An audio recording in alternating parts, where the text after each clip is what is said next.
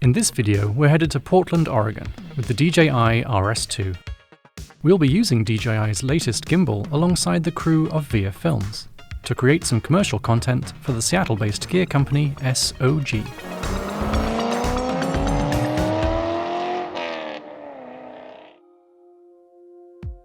When it comes to shooting with gimbals, Daniel Hurst and Alex Emberlin of VIA Films are two of the most knowledgeable filmmakers out there. So it looks like you're actually racking if you go. Over the next few days, they'll be helping us use the RS2 in a variety of different situations and configurations. The DJI RS2's carbon fiber construction means that it's not only more lightweight than its predecessor, but it can carry a heavier payload too, of up to 10 pounds.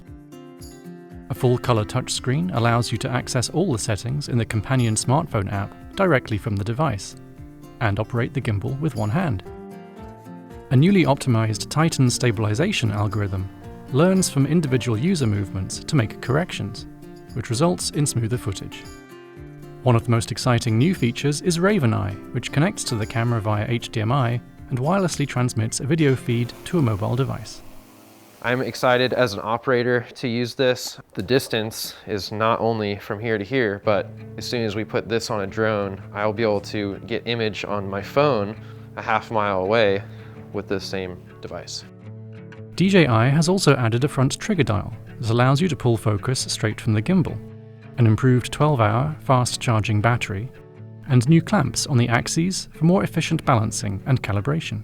By being able to lock out all of the axes when you're actually balancing it, makes it way easier and much more precise rather than having to kind of like set it on there and hope for the best. Now it's like very exact. Alex, you had some time with the Ronin RS2 yesterday to get it like all dialed. You messed around with it a bit. What are we going to do for this first shot this morning?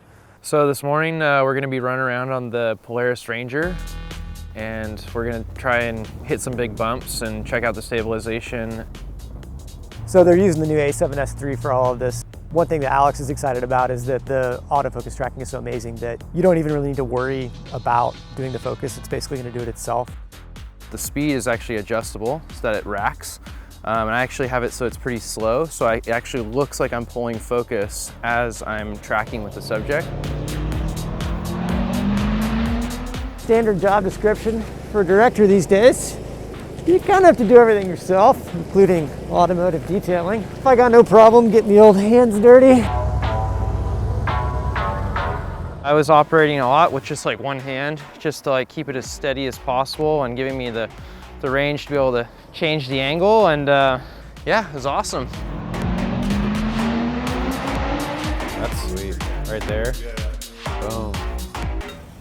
We just finished a little gimbal calibration. We wanted to test if you could actually calibrate it when it's underslung like this, and you can. It's really helpful for using applications like this.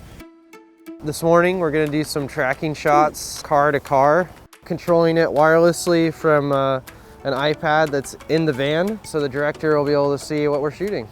So I'm going to go ahead and select the car now to show the active tracking working. Just draw a box over it with your finger. Theoretically, if we select the car on the app, the gimbal keeps itself pointed right towards the car.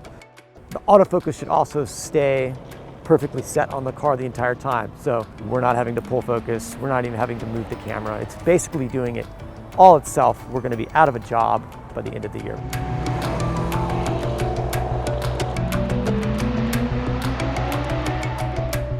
Okay, so we have remounted the Ronin. Instead of having it in the position where it's, standard upright, you have it going forward. And when you mount it like that, what it allows you to do is roll the gimbal 360 degrees around.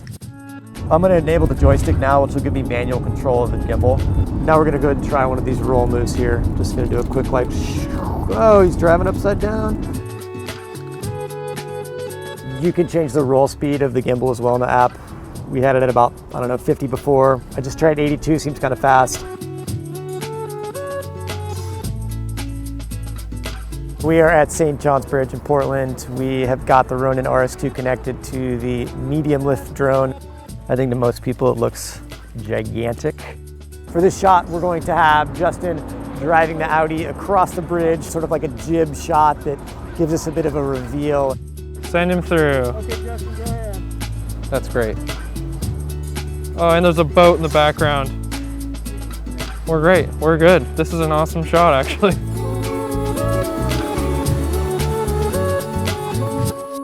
All right, Justin, go ahead.